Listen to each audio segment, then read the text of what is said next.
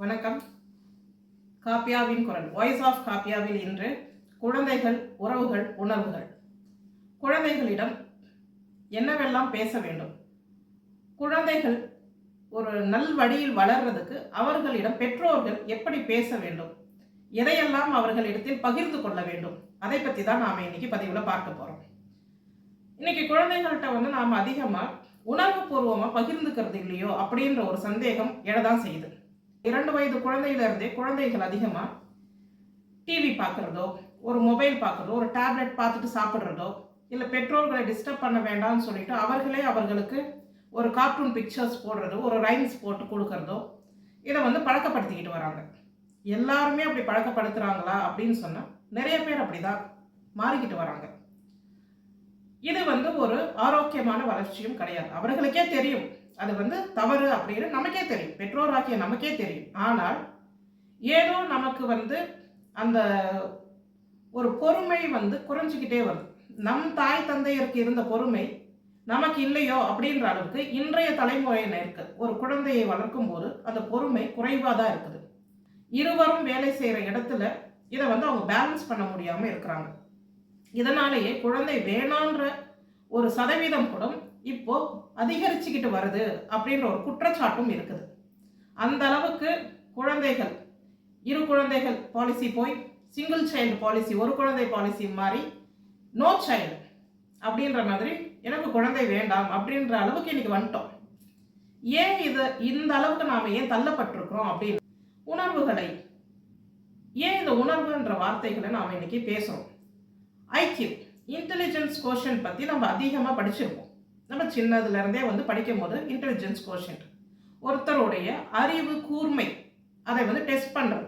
அந்த குழந்தைக்கு எவ்வளோ தூரம் ஐக்கியூ பவர் இருக்குது அப்படின்றத டெஸ்ட் பண்ணுறாங்க. சரி, இது எல்லாருமே ஒரு அறிந்த விஷயமா இருக்கும். இக்யூ அப்படின்றத எத்தனை பேர் அறிந்திருப்பீங்க? Emotional quotient. அது என்னது? Emotional quotient. நம்மளுடைய அந்த இமோஷன்ஸை எப்படி கண்ட்ரோல் பண்ணுற கெப்பாசிட்டி நமக்கு இருக்குது அப்படின்றதும் இன்னைக்கு நிறைய டெஸ்ட் பண்ணுறக்கூடிய லெவல் இருக்குது. ஏன் இதை டெஸ்ட் பண்ணுற லெவலுக்கெல்லாம் வந்துட்டோம் இந்த ஒரு 10-15 வருட காலத்தில் அப்படின்னு சொன்னால், குழந்தைகள்கிட்ட அந்த பொறுமை, அவர்களிடத்திலும் அந்த பொறுமை குறையுது. கூட படிக்கிற பிள்ளைகளோட சண்டை போடுறது, கோவப்படுறது, எரிச்சல் பண்ணுறது, இந்த மாதிரி அவர்களின் உணர்வுகள் மாறுபடுது. அப்போ இந்த குழந்தைகளை நாம் எப்படி சரியான வழியில் கொண்டு போகிறது? நாம் பள்ளிக்கூடங்களை சொல்கிறோம், அவங்க மாரல் கிளாஸஸ் அதிகமாக எடுக்கிறது இல்லை, மொராலிட்டி சயின்ஸ், மொராலிட்டி பசங்களுக்கு அதிகமாக தெரியறது இல்லை, தன்னொழுக்கம் அதிகப்படியாக ஊட்டப்படுறது இல்லை அப்படின்னு. பள்ளிக்கூடங்களில் அதிக நேரம் செலவழித்தாலுமே இந்த உணர்வுகளை ஊட்டக்கூடிய இடம் வீடாக தான் இருக்கும். அதனால தான் நாம் அதை ஹோம் அப்படின்னு சொல்கிறோம். It's not a house, it's a home. கட்டிடம் என்றால் அது ஒரு வீடு, அது ஹவுஸ். அதற்குள்ள ஒரு மனிதர்கள் வாழ்கிறார்கள் அப்படின்னு சொன்னால் அது ஹோம். அங்கேயே நாம் உணர்வை கொண்டு வந்துட்டோம். The difference between house and home, அங்கேயே உணர்வை கொண்டு வந்துட்டோம். மனிதர்கள் இருந்தாலே அதில் ஒரு உணர்வு இருக்குது அப்படின்ட்டு. அப்போ இந்த குழந்தைகளுக்கு என்ன தெரிய வேணும்? இப்போ நம்ம அப்பா அம்மா நமக்கு கதை சொல்லியிருப்பாங்க.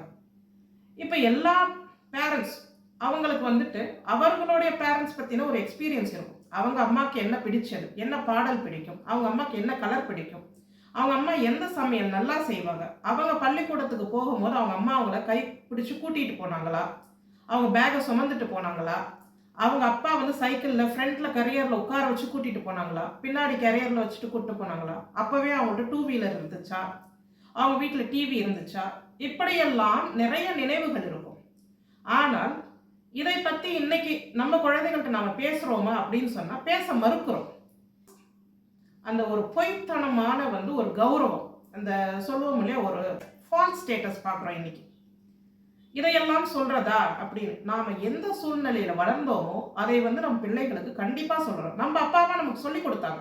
ஒரு 40 இருக்கும் பெற்றோர்கள் எல்லாருக்குமே அவங்க அப்பா அம்மா சொன்ன கதைகள் அதிகப்படியாக பார்த்தீங்கன்னா, நாங்கள்லாம் கிராமத்தில் கவர்மெண்ட் ஸ்கூலில் தான் படித்தோம். ஒரு மஞ்சள் பையில 2 நோட்டை போட்டு நாங்கள் பாட்டு எடுத்துக்கிட்டு ஓடுவோம். பொடிநடையாக 2 கிலோமீட்டர் 7 கிலோமீட்டர் வரையும் நடந்து போனோம்.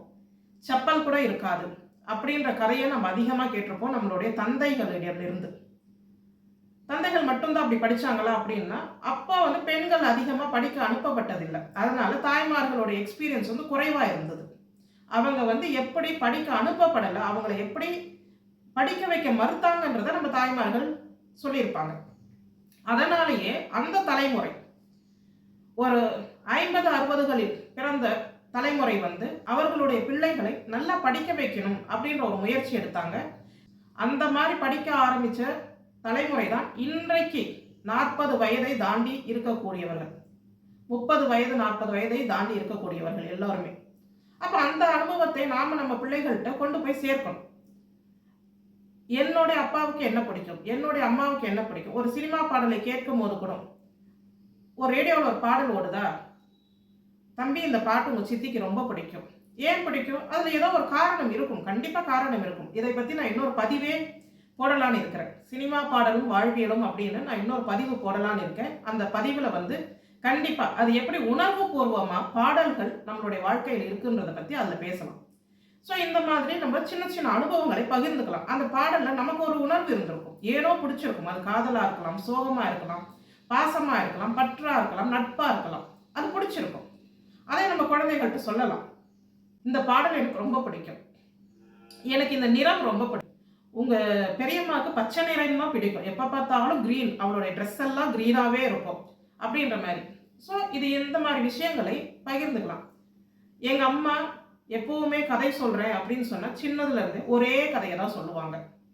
அவங்க தாய்மார்கள் எப்படியெல்லாம் கதை சொன்னார்கள், தினமும் ஒரு கதை சொல்லுவாங்களா, அழகா கதை சொல்லுவாங்களா, கதை சொல்ல தெரியாதா, அந்த மாதிரியான விஷயங்களை குழந்தைகள்கிட்ட சொல்லலாம். இப்ப எங்க அம்மா நாங்க சின்னதா இருக்கும் போதுல இருந்தே எங்க அம்மா கிட்ட நாங்க கதைன்னு கேட்டா ஒரே கதையை தான் சொல்லுவாங்க.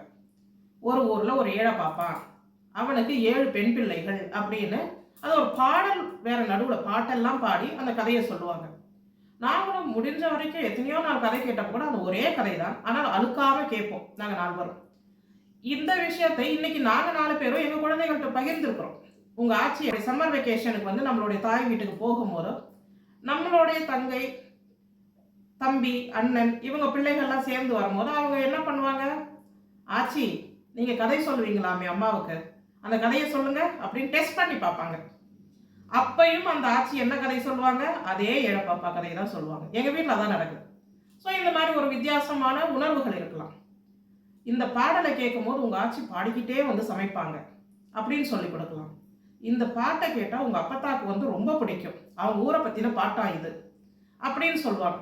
இந்த மாதிரி ஒரு விஷயத்த சொல்லும் போது அந்த குழந்தைகளுக்கு எந்த ஒரு பொருளை பார்த்தாலும் எந்த ஒரு மனிதரை பார்த்தாலும் ஒரு பற்று ஏற்படும். அதே மாதிரி நம்மோட படிச்ச தோழர் தோழிகளா இருக்கலாம், பள்ளிக்கூடத்துல படிச்சவர்களா இருக்கலாம், கல்லூரியில படிச்சவங்களா இருக்கலாம், நம்முடன் வேலை செய்யறவங்களா இருக்கலாம், இவங்க எல்லாரையும் நம்ம 10ஆம் அங்கிள் ஆண்டி அப்படின்னு கூப்பிட சொல்லிடுறோம்.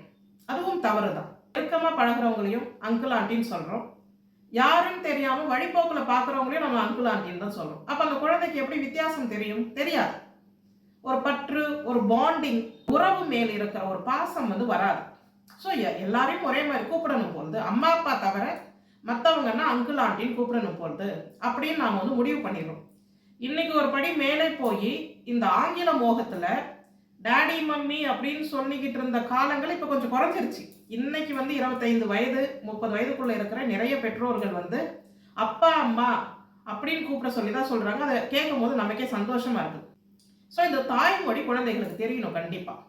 அப்ப அந்த தாய்மொழியை நாம் அந்த குழந்தைகளுக்கு பள்ளியில படிக்க வைக்க முடியல அப்படின்னு சொன்னா கூட வீட்டில் சொல்லி தரணும். அதன் மூலமா அவங்களுக்கு அந்த ஒரு மொழி உணர்வு வரும். மொழி தெரிஞ்சாதான் அவங்களுக்கு வந்து உறவு மேல வந்து உணர்வு வரும். எனக்கு வந்து ரொம்ப நெருங்கிய தோழி இருக்கிறாங்கன்னு வச்சுக்கோங்க. என்னுடைய பள்ளிக்கூடத்தில் என் கூட வந்துட்டு பாலர் பள்ளியிலிருந்து எல்கேஜிலேருந்து 12th வரைக்கும் என் கூட ஸ்கூல்ல படிச்சிருக்கிறாங்க அப்படின்னு சொன்னா அவள் வந்து எனக்கு ரொம்ப நெருங்கியவளா தான் இருப்பாள். அதாவது என் உடன்பிறவா ஒரு சகோதரியா இருப்பா. கண்டிப்பா எல்லா சுக துக்கத்திலையும் அவள் பங்கேற்று இருப்பா. அது ஆணா இருக்கலாம், பெண்ணா இருக்கலாம். இந்த காலத்துல எல்லாருக்கும் எல்லா விதமான நட்புகள் உண்டு.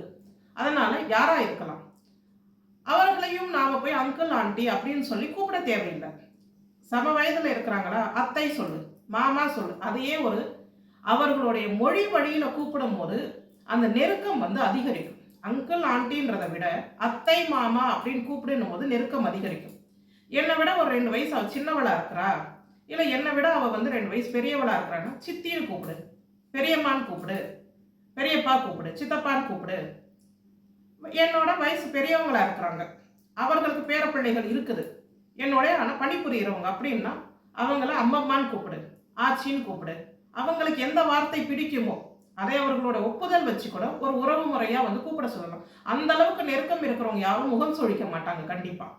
நான் என் வீட்டில் என்னுடைய பையனை அப்படிதான் பழகிட்டு வரேன். என்னுடைய 10 வயது பையனை என் தோழிகள், என் தோழர்கள் அவர்களை வந்து சித்தப்பா, சித்தி, அத்தை, மாமா, பெரியம்மா, பெரியப்பா அப்படின்னு கூப்பிட சொல்லி தான் இது வரைக்கும் நாங்கள் வளர்க்குறோம்.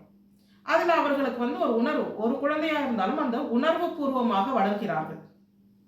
அப்ப இந்த உறவுகள் வந்து வீட்டில் உடன் பிறந்தவர்கள் இல்லை அப்படின்னு சொல்லும் போதும் வெளியில் மற்றவர்களை நாம் அக்கா, தங்கை, அண்ணன், தம்பி அந்த நெருக்கத்தை சொல்லி வளர்க்கும் போது இவர்களுக்கு அந்த உறவு மேல் இருக்கிற பாசம் புரியும். வெளியில வந்து அவர்கள் தவறா நடக்கிறது குறைய ஆரம்பிச்சோம். அங்கேதான் தன்னொழுக்கம் பில்டப் ஆகும், ஒரு மொராலிட்டி பில்டப் ஆகும். இது உறவுகளை பற்றி நாம சொல்லி தர விதம். மொழி எவ்வளவு முக்கியமோ அதே மாதிரி உறவுகள் பத்தி பகிர்ந்துக்கணும். அடுத்து நாம நம்மளை சுத்தி இருக்கிற உறவுகளை தவிர்த்து வெளி மனிதர்களை எப்படி இவர்களுக்கு அறிமுகப்படுத்துவது, வெளி மனிதர்களை எப்படி நம்ம குழந்தைகளுக்கு அறிமுகப்படுத்துவது அப்படின்னா, நாம தெருவில் போயிட்டோ ரோட்ல போயிட்டோ இவர்கள் அவர்கள் அப்படின்றத வந்து அறிமுகப்படுத்த முடியாது. இதற்கு நாம என்ன செய்யணும்? நாம புத்தகம் வாசிக்க வேண்டும். எனக்கு பிடிச்ச சில புத்தகங்களை வாசிக்கலாம். கதைகள், புத்தகம் என்றது என்னது? கதைகளை வாசிக்க வேண்டும். கதைகளை வாசிக்கும் போது நமக்கு அந்த உறவுகள், கதைகள் அப்படின்றாலே உறவுகள் பின்னல் தான் கதை. அப்ப அந்த உறவுகளின் பின்னல்களை வந்து நிறைய எழுத்தாளர்கள் கொண்டு வராங்க. எஸ்ரா கதைகள், எஸ் ராமகிருஷ்ணன் கதைகள்லாம் பார்த்தீங்கன்னா உறவுகள் நிறைய பயணம் செஞ்சு எழுதுவாங்க. அதே மாதிரி கி ராஜநாராயணன் கதைகள்லாம் பார்த்தீங்கன்னா அந்த பட்டிக்காட்டு கதைகள், அந்த கிராமத்து கதைகள், அந்த மனிதர்களுடைய வாழ்வியல் அப்பட்டமா சொல்லப்பட்டிருக்கும், அழகியெல்லாம் சொல்லப்பட்டிருக்கும். அதே மாதிரி சோபா சக்தி அப்படின்ற ஒரு ஈழத்தமிழர் எழுத்தாளர் இருக்கிறார். அவருடைய கதைகள்லாம் பார்த்தீங்கன்னா பகடி மேலோங்கி இருக்கும்.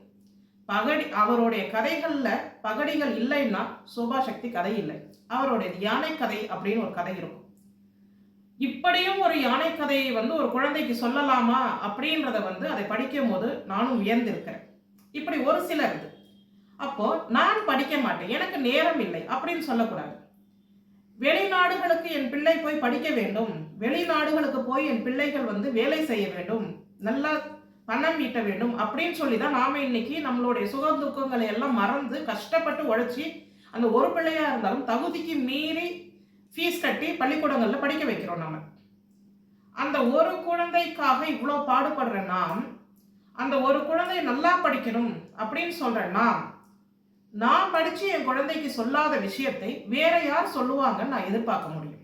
நான் என்ன சொல்றேன்? எனக்கு நேரம் இல்லை, எனக்கு படிக்க நேரம் இல்லை, எனக்கு எதையும் அறிந்து கொள்ள நேரம் இல்லை, எனக்கு தெரிந்தது என்னுடைய வேலை தான், என்னுடைய வேலையே எனக்கு பெரிய ப்ரெஷரா இருக்கு, அப்பா அம்மா இருவரும் இப்படி சொல்றாங்க. சரி, மொத்த சமுதாயமுமே இப்படியே சொல்லுது. எல்லாருமே அவரவர் குடும்பத்தை மட்டுமே வந்து கணக்கில் எடுத்துக்கிட்டு எனக்கு என் பிள்ளைக்காக நான் சம்பாதிக்கிறேன், எனக்கு வேற எதுக்கும் நேரம் இல்லை அப்படின்னு சொல்லிட்டா யார் வந்து கதை எழுதுறது, யார் வந்து ரிசர்ச் பண்றது, யார் அதிகமா புத்தகங்களை படிப்பது, யார் புத்தகத்தை எழுதுவது? அப்படி ஒரு கூட்டம் இருந்தால்தான் நம் பிள்ளைகள் வந்து அறிவாளியாக மாற முடியும், நம் பிள்ளைகள் படிக்க முடியும். யாரோ ஒருவர் ரிசர்ச் பண்றாங்க, யாரோ ஒருவர் படிக்கிறாங்க, யாரோ ஒருவர் செய்யறாங்க. யாருக்காக செய்யறாங்க? நம் பிள்ளைகளுக்காக செய்யறாங்க. ஆனால் நாம் செய்ய மாட்டோம். பணம் சம்பாதிக்க செலவு பண்ற நேரத்தில் அவர்களின் குணத்தை சம்பாதிக்கவும் நாம நேரம் செலவு பண்ணணும். கொஞ்ச நேரம் நீங்க ஒரு கதையை எடுங்க, வாசிங்க, அதை அந்த குழந்தைகள்கிட்ட பகிர்ந்துக்கோங்க. இங்க பாரு, இந்த கதையில எவ்வளவு அழகா சொல்லியிருக்கிறாங்க, இந்த தாத்தா பார் அந்த ஒரு மாமரத்தை கட்டி காக்கிறதுக்கு எவ்வளோலாம் வந்து பிரயத்தனப்பட்டிருக்கிறாரு அப்படின்னு வந்து ஒரு கதையை சொல்லலாம். ஒரு ரோட்டில் இருக்கிற ஒரு புளிய மரத்தை வெட்ட விடாம அந்த ஊர் மக்கள் எப்படி அதை காப்பாத்திருக்கிறாங்க பாரு. அந்த ஒரு பச்சை கிளி, அந்த பச்சை கிளி சிறகு ஒடிந்தும் அந்த கிளியை காப்பாத்துறதுக்கு அந்த சின்ன பாப்பா எவ்வளோலாம் பாடுபட்டு அதை வீட்டில் வச்சு வளர்த்துருக்கு பாரு. எல்லாத்துக்கும் சிறுகதை இருக்குது. இன்னைக்கு எல்லா உணர்வுகளையும் பிரதிபலிக்கிறதுக்கு சிறுகதை இருக்குது, எல்லா உறவுகள் பத்தி சொல்றதுக்கும் கதைகள் இருக்குது. அப்ப இந்த மாதிரி சின்ன சின்ன விஷயங்களை நம் தாய்மொழியில் படித்து அவர்களுக்கு சொல்லும் போதுதான் அடுத்த மொழியை படிக்கும் போது அவர் தாய்மொழியில சிந்திப்பார். தாய்மொழியில் சிந்திக்கும் போது நம்மளுடைய அறிவு கூர்தட்டப்படும். அப்ப இது இங்கேயும் மொழி வளர்க்கப்படுகிறது. அந்த குழந்தைகள் படிக்க ஆரம்பிப்பாங்க. அந்த கதைகளை படிக்க ஆரம்பிக்கும் போது அவர்களுக்கு நிறைய சிந்தனைகள் வரும். அவர்கள் பின்னாளில் ஒரு எழுத்தாளராக மாறலாம், ஒரு கவிஞராக மாறலாம், ஒரு கார்ட்டூனிஸ்டா மாறலாம், ஒரு ஆர்டிஸ்டா மாறலாம். ஆனா இன்னைக்கு அதற்கெல்லாம் வழி வகுக்க கூடாது அப்படின்னு நாம ரொம்ப கங்கணம் கட்டிக்கிட்டு இருக்கோம். என் பிள்ளை வந்து ப்ரொஃபஷனல் கோர்ஸ் தான் படிக்கணும், ஒரு டாக்டர் இன்ஜினியர். வாயை திறந்தாலே நமக்கு வந்து டாக்டர் இன்ஜினியர் மட்டும்தான் தெரியுது. அப்போ மற்ற மற்ற தொழில்கள் எல்லாமே இல்லைன்னா இந்த டாக்டரும் இன்ஜினியரும் மட்டும் இருந்து என்ன செய்ய போகிறார்கள்? எதுவும் செய்ய முடியாது. எல்லா துறை வல்லுநர்களும் நமக்கு தேவை. அது வளர்றதுக்கான வழி வந்துட்டு அந்த குழந்தைகள் எல்லாத்தையும் தெரிஞ்சுக்கிட்டு வளரும் போதுதான் அது வளர்க்க முடியும். ஸோ இதற்கான வழிமுறையை பெற்றோர்கள் நாம தான் சொல்லிக் கொடுக்கணும். ஆசிரியர்கள் அவர்களுடைய பங்கை மிக சிறப்பா செய்யறாங்க. ஒரு வகுப்பறையில 40 மாணவர்கள் இருந்தா 40 மாணவர்கள் பற்றியும் ஒரு ஆசிரியர் தெரிஞ்சு வச்சிருப்பாங்க. ஆனா வீட்டுல வந்து நாம அந்த ஒரு பிள்ளைய வச்சுக்கிட்டு நாம ஆசிரியர்கிட்ட போய் குறை சொல்றோம். அப்ப நாம நம்ம பிள்ளைகளுக்கு எது முக்கியம்? என் குழந்தையோட எதிர்காலத்தை நான் தீர்மானிக்கிறேன் அப்படின்னும் போது என் குழந்தையோட அறிவு வளர்ச்சிக்கும் நான் பாடுபட வேண்டும். அந்த அறிவு வளர்ச்சிக்கு பாடுபடுறதுல தான் இவ்வளோ விஷயத்த நாம கடந்து வர வேண்டியதா இருக்குது. அப்ப நான் தினசரி அந்த குழந்தைகள்கிட்ட ஒரு 2 மணி நேரம் 1 மணி நேரம் அந்த படிப்பு தவிர வேற விஷயங்களை பேசணும். சினிமா பாடல்கள் பத்தி பேசுங்க, கதைகள் சொல்லுங்க. ரோட்ல நடந்து போய் வரும்போது இந்த கடை பேர் என்ன இருந்துச்சு, நீ இத்தனை கடை பார்த்த இல்லையா, அதில் என்னென்ன பேர் எழுத இருந்தது, என்னென்ன கடைகள் இருந்தது. ரோட்ல நடந்து போகும்போது அவங்கள்ட்ட பேசிக்கிட்டே போங்க, அவங்களுக்கு சொல்லுங்க அதெல்லாம் என்ன இருக்குது அப்படின்ட்டு. ஊர்ல இருந்தோ இல்லை அக்கம் பக்கத்துல இருந்தோ உறவுகளை வந்து போகும்போதாவது அவர்களிடத்துல அவங்களுக்கு ஒரு நல்ல ஒரு பழக்க வழக்கத்தை ஏற்படுத்தி கொடுங்க. யார் நம்ம வீட்டில் வந்தாலும் ஒரு வணக்கம் சொல்லுங்க. முதல்ல சின்னவர்களா இருக்கட்டும் பெரியவங்களா இருக்கட்டும், யார் வந்தாலும் வணக்கம் வாங்க அப்படின்ற வார்த்தை இன்னைக்கு எந்த இடத்துலையுமே இல்லை. எல்லாருமே அதை நம்ம குறைப்பட்டுக்கிறோம். யாரும் வந்தாலும் என் பிள்ளை வாங்கன்னு சொல்ல மாட்டேங்குது, அதை நான் குறையா சொல்றேன். ஆனா நான் அந்த குழந்தைகளுக்கு நான் சொல்லிக் கொடுக்க மாட்டேன். ஸோ சிறு வயதிலிருந்தே இதை நாம் சொல்லிக் கொடுக்கணும். நம்ம வீட்டுக்கு ஒருத்தவங்க வராங்கன்னா வாங்க உட்காருங்க அப்படின்றத ஒரு ஃபார்மாலிட்டியாக இல்லாமல் அதை சொல்லி கொடுத்து அவங்களுக்கு பழகிக்கிட்டே வரும்போது அவங்களுக்கு எல்லாமே தற்செயலாக ஆட்டோமேட்டிக்காக இது வர ஆரம்பிச்சோம். குழந்தைகளுக்கு வளருறது தான், வளரும் குழந்தைகளுக்கு எல்லாமே வளரும். அதனால இந்த பழக்க வழக்கத்தையும் நாம வளர்த்து தரலாம். அப்ப இந்த உறவுகள் மேல இருக்கிற பின்னல்கள், இந்த உறவுகள் மேல இருக்கிற கதைகள், இந்த உறவுகள் மேல இருக்கிற பற்று பாசம் பாண்டிங், இது எல்லாமே நாம சொல்லி கொடுக்க அவர்களுக்கு அவர்களோட சுத்தி இருக்கிறவங்க எல்லாரையுமே ஒரு உறவா பார்க்க தெரியும், ஒரு நட்பா பார்க்க தெரியும். ஏன் ஒரு சிலர் கதைகள் நமக்கு நல்ல நினைவுல இருக்கு அப்படின்னு சொன்னா ஏதோ ஒரு தாக்கத்தை அந்த கதை நமக்கு கொடுத்துருக்கும். ஒரு பழம் எழுத்தாளர் கூட சொல்லுவார், எந்த கதை ஒரு மனிதனிடத்துல ஒரு தாக்கம் ஏற்படுத்துதோ அந்த கதை சிறந்த கதை அப்படின்னு. கண்டிப்பா எந்த கதையை படிக்கும் போது ஒரு தாக்கம் ஏற்படுத்துதோ அது சிறந்த கதை. கதைக்கே ஒரு தாக்கம் தேவை அப்படின்னா ஒரு குழந்தை வளர்றதுக்கு அவங்களுக்கு எவ்வளோ பெரிய தாக்கங்கள் தேவைப்படுது. அது உணர்வு பூர்வமாக இருந்தால்தான் அந்த குழந்தைகள்கிட்ட அது போய் சேரும். அதனால உங்க குழந்தைகள்கிட்ட பேசும்போது அதிகமா உங்களை சுற்றி இருக்கிற உறவுகள் பத்தி உணர்வுகள் பத்தி, நீங்கள் கடந்து வந்த பாதையை பத்தி, நீங்க டெய்லி ஆஃபீஸ் போயிட்டு வரீங்களா, வேலைக்கு போய் வரீங்களா, இல்ல ஒரு தினசரி கூலி வேலை செய்றீங்களா, உங்க அனுபவத்தை அந்த நாள் பகிர்ந்துக்கோங்க. இந்த பகிர்தல் ரொம்ப முக்கியம். கணவன் மனைவிக்குள்ள பகிர்தல் குறைய குறைய குழந்தைகளிடத்துல பேசுறதும் குறைஞ்சிக்கிட்டு வருது. அதனால கணவன் மனைவி குழந்தை தனித்தனியா நம்ம பேச வேண்டாம். நமக்கு சாப்பிட்ற நேரம் தான் நாங்கள் ஒன்னா உட்காடுறோம்னா அந்த நேரம் உட்கார்ந்து பேசுங்க, எல்லாத்தையும் கதைங்க. அந்த குழந்தையும் அதுல காதல் வாங்கும். குழந்தைகள்கிட்ட ஒன்னொன்னுத்தையும் சொல்லி சொல்லி அவங்களை வளர்த்துற முடியாது. நாம எப்படி நம்ம வீட்டில் நடந்துக்கிறோமோ, நம்மளுடைய பழக்க வழக்கம் என்னவோ அதை பார்த்து தான் அந்த குழந்தை வளருது. அதனால அந்த பார்த்து வளர்ற குழந்தைய நாம சரியான முறையில கையாண்டுட்டாலே பிரச்சனை இருக்காது. 2 குழந்தை இன்னைக்கு 1 குழந்தை. இதோட காரணம் சொன்னா இந்த ஆங்கில பள்ளியில ஆங்கில மோகத்துல நமக்கு வந்ததுதான்.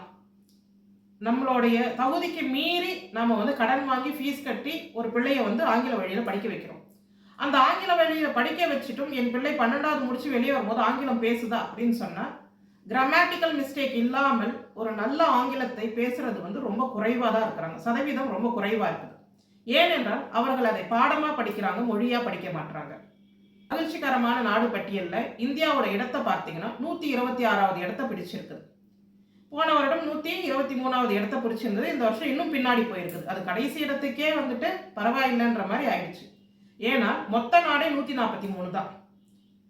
அப்போ இந்த கடைசியாக வந்த நாடு வந்து ஆப்கானிஸ்தான். அப்போ அந்த ஆப்கானிஸ்தானுக்கும் நம்ம இருக்கிற இடத்துக்கும் என்ன வித்தியாசம் இருக்குது? ஒன்றும் கிடையாது. அப்போ அந்த மகிழ்ச்சி எங்கே குறைஞ்சுது? ஏன் குறைஞ்சுது அப்படின்னா ப்ரெஷர். அந்த பள்ளிக்கூடத்திலிருந்து குழந்தைகளுக்கு ஏற்படுற ப்ரெஷர், மார்க், எதனாலும் மார்க்கு, கிரேட் அடிப்படையில் தான் நம்ம சிந்திக்கிறோம். எல்லாமே அப்படி தான் நம்ம சிந்திக்கிறோம்.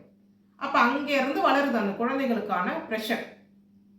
அடுத்து பள்ளி படிப்பு, கல்லூரி படிப்பு, வேலை, போட்டி, வேலையின்மை. பிள்ளைகள்கிட்ட வந்து முதல்ல வரணும், போட்டி போடணும் அப்படின்னு தான் சொல்லிட்டு வளர்த்துக்கிட்டு வரோமே தவிர, பரவாயில்லை உனக்கு எது சரிப்படுதோ அந்த வழியில் போ அப்படின்றத வந்து சொல்கிறதுக்கு மறுத்துடுறோம் நாம். அவர்கள் நன்மைக்கு தான் நாம் செய்கிறோம். ஆனால் அது அவர்களுக்கு மகிழ்ச்சியை தருதான்னா இல்லை. அதனாலேயே வெளிநாடுகளுக்கு போய் படிக்க போகிற பிள்ளைகளோ வேலைக்கு போகிற பிள்ளைகளோ இந்தியா திரும்ப மறுத்துடுறாங்க. அவர்களுக்கு பிடித்த மாதிரி வாழ்க்கை ஏதோ ஒரு நாட்டில் கிடைக்குது. அதனால திரும்பி வர மாட்டாங்க. இதனால் தான் இன்னைக்கு இளைஞர்கள் அதிக பேர் நம் நாட்டிலிருந்து வெளியேறதுக்கு காரணமாகவும் ஆயிடுது. அப்போ இதோடைய தாக்கம் அப்படின்றத பார்த்தீங்கன்னா குழந்தை பருவத்திலிருந்து வர்றது. நாம் நிறைய விஷயங்களை நம்முடைய சேனலில் பகிர்ந்துக்க போகிறோம். இன்னைக்கு வந்து இது ஒரு ஆரம்பம் அப்படின்னு தான் நீங்கள் வச்சுக்கலாம். இது வந்து ஒரு சின்ன தலைப்பில் குழந்தைகளை மையப்படுத்தி நாம் இன்னைக்கு பேசியிருக்கிறோம். முதல் நேரலையில் நாம் வந்து குழந்தைகள்கிட்ட எப்படி நல்ல விஷயங்களை பகிர்ந்துக்கிறது, எப்படி நம்மை சுற்றி இருக்கு உறவுகள் மேலே எப்படி ஒரு பாசத்தை, பற்று, ஒரு பாண்டிங், இந்த ரிலேட்டிவ் பாண்டிங்கை வந்து எப்படி கிரியேட் பண்ணுறது அப்படின்றதோடைய ஒரு ஆரம்ப நிலை தான் நம்ம இன்னைக்கு பார்த்தோம். ஒரு இன்ட்ரடக்ஷன் அப்படின்னு சொல்லிக்கலாம். இது போன்று நிறைய தலைப்புகளில் வந்து நம்ம வரும் பதிவுகளில் பார்க்க போகிறோம். அதாவது பாப்பா முதல் பாட்டி வரை அப்படின்னு வச்சுக்கலாம். நீங்கள் உணவு முதல் இலக்கியம் வரை எல்லாத்தையுமே வந்து நாம் களம் காண போகிறோம், பகிர்ந்துக்க போகிறோம். நான் மட்டும் பேசுறது அப்படின்னு இல்லை. உங்களுடைய கருத்துக்களை கமெண்ட்ல நீங்கள் சொல்லுங்கள்.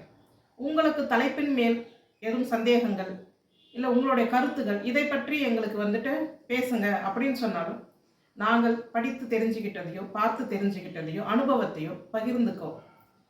எல்லா அனுபவத்தையும் பகிர்ந்துக்க ரெடியாக இருக்கிறோம். பகிர்தல் தான் இந்த பதிவு. வாய்ஸ் ஆஃப் காப்பியாவில் அடுத்தடுத்த பதிவுகளை நீங்கள் பார்க்கலாம். கண்டிப்பாக உங்களுக்கும் பயனுள்ளதாகவே இருக்கும். உங்களுக்கு இந்த பதிவு பயனுள்ளதாக இருக்குது அப்படின்னு நினச்சிங்கன்னா நம்ம சேனலுக்கு ஒரு சப்ஸ்கிரைப் பண்ணுங்கள். Like, share, comment and subscribe to voice of Kappiya. காப்பியாவின் குரலுக்கு உங்கள் ஆதரவையும் தாருங்கள். நன்றி.